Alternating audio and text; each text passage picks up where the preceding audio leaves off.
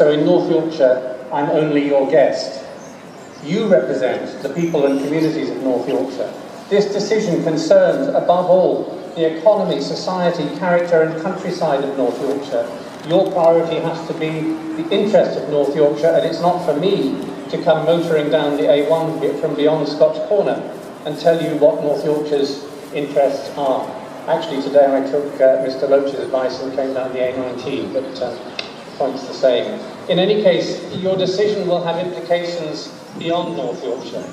As a guest who wants the best, both for our country and for this precious part of it, I do have a view on how the national interest has become entangled with the local one at Kirkby Misperton. And with your permission, I'd like to set out that view, not to tell you your business, but as a point of reference that will, I hope, help you in your deliberations. I speak only for myself in doing that. I don't represent any organisation or special interest. I'm not a professional lobbyist or campaigner. I'm on nobody's payroll, and aside from petrol money, nobody is paying me to be here today. I simply try to use my voice as best I can from a position of independence and drawing on my experience of nearly 40 years in and around central government to contribute to our national debate. And that experience, incidentally, includes 2 years when it was my privilege to serve as Special Representative for Climate Change for William Hague, now Lord Hague of Richmond, when he was Foreign Secretary. I speak often about fracking because the choice it puts before us as a nation is a strategic choice. It goes to the heart of our security and prosperity, of our place in the world, and of how we govern ourselves. And at one level, these proceedings are about whether to allow fracking at a single site in Rydale. But if you give a green light to Third Energy, that would be a shot in the arm for an industry that has been trying unsuccessfully for years to break down the opposition of communities and local authorities to the prospect of intensive shale gas production up and down our country. A green light for Third Energy here would bring that prospect closer. If that were not the case, nobody would be urging you, as the Times did yesterday, to say yes to Third Energy as a matter of national interest. A single installation cannot be a national interest unless it opens the way to something much bigger. On the other hand, if the industry is frustrated here, as it was last year in Preston, it will find it ever harder to convince its investors that it has a future in the UK. It's claimed, ladies and gentlemen, that we can open our doors to this industry without undermining our national effort on climate change. Now, those in the cake business will swear to you that you can have your cake and eat it. And that ploy isn't unknown in politics either. But repetition of something that is not true does not make it true. To deal with climate change, we need to move very quickly from a wasteful energy system based on fossil fuels to an efficient one that does not rely on coal or oil or gas. We know how to do that. We can afford it. It's becoming clear that it will cost us less and reward us more than any alternative, and we have made some progress towards it. But we've slowed down in recent years, and we're falling behind our competitors from Germany to China and now the US. We could try to open up a whole new onshore gas industry based on so-called unconventional extraction methods, including fracking, with its infrastructure, supply chains, skills base, and its inevitable reflex. Its inevitable reflex to lobby the government of the day to facilitate its further growth. But that would take us backwards, not forwards on climate. Here in the UK, it would not displace much coal, if any. It would divert investment and political effort away from renewable energy, community energy, digital energy systems and energy efficiency. That's where the real focus needs to be. So you can be in favour of fracking for shale gas in Britain, or you can be in favour of dealing effectively with climate change. But you cannot be in favour of both at the same time. It really is that simple. I'm tempted as a former climate envoy to say, read my lips.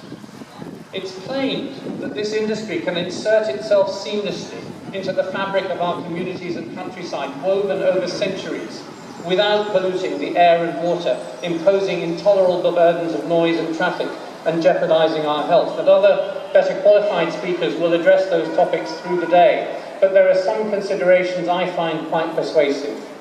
For example, and it's already been said, there's a growing consensus among medical professionals that we cannot yet be confident that the risks to public health from fracking can be kept to acceptable levels. Dr. Tim Thornton of Rydale, who will speak later, has put that case eloquently. And it is on those grounds that the state of New York, one of the best-run states in the USA, has imposed a moratorium on fracking. The public health case to put the brakes on fracking is not frivolous. Those making it are not frivolous people. They deserve to be listened to very carefully. Moreover, advocates of fracking rarely draw attention to the risks to other sectors of the economy. Here in North Yorkshire, farming and tourism provide far more jobs than shale gas ever will. If I were considering whether to open the door to shale gas, I would first want to be really very, very clear about the possible impact on farming and tourism, not least because both depend on reputations that can take years to build up, decades to build up, but are sometimes lost overnight. INEOS recently admitted, before mysteriously retracting it, that they might drill nearly 400 horizontal wells from 30 well sites in a single licensing block of less than 7 miles side to side. There is no evidence from anywhere in the world that this industry can operate at the scale it will demand without significant disruption to the countryside and to the communities that live in it. It's hard to imagine that here in North Yorkshire this would have no impact on your capacity to attract visitors and find markets for the premium agricultural produce from your farms. And beyond that, intensive fracking invariably changes the character of the places that accommodate it.